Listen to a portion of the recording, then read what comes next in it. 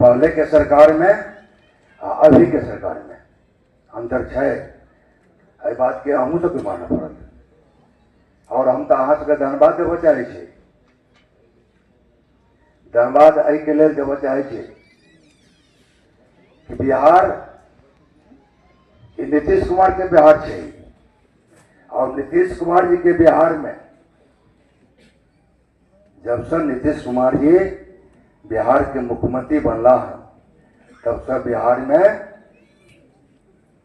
ये 2 नंबर के कारोबार हो चले है वो सब गायब हो गए।